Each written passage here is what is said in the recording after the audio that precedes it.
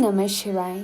मेरे बच्चे, जब दर्द अपनी हद पार कर लेता है, जब तुम्हारी सांसें भी भारी लगने लगती है, जब आंखें रोते रोते थक जाती है, तभी मैं पास आता हूँ। तभी मैं तुम्हारी आत्मा के बिल्कुल निकट खड़ा होता हूँ।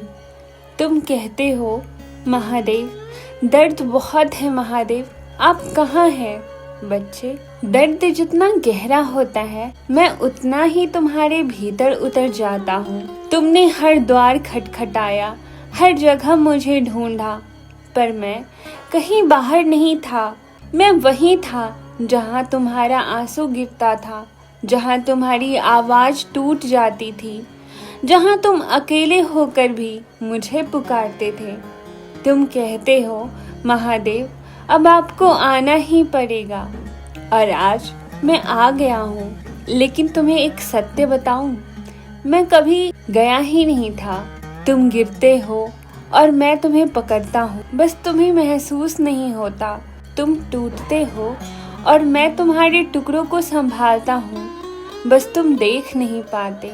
तुम रोते हो और मैं हर आंसू अपनी जटाओं में समेट लेता हूँ। तुम्हें बस लगता है कि तुम अकेले रो रहे हो। तुम कहते हो, महादेव, मुझे अपने चरणों से उठाकर गले लगा लीजिए। और आज मैं तुम्हें अपने दोनों बाहों में भर रहा हूँ, क्योंकि जिसका सहारा मैं हूँ उसे गिरने नहीं देता।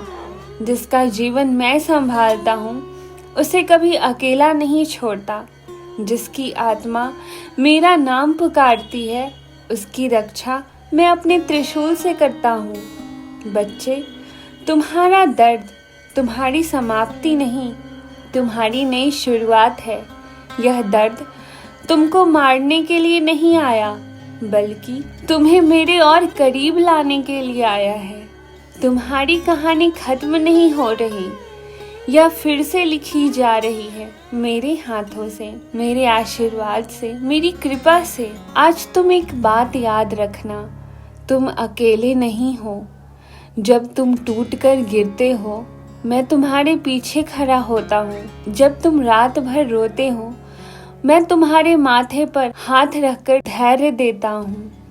और जब तुम कहते हो, महादेव, अब आपको आना ही पड़ेगा, तो मैं कहता हूँ, मैं आ चुका हूँ मेरे बच्चे। अब तुम्हें गिरने नहीं दूंगा, अब तुम्हें अंधेरे में नहीं रहने दूंगा। अब तुम्हारी किस्मत बदलने वाली है। बस आज अपने दर्द को मेरे चरणों में रख दो।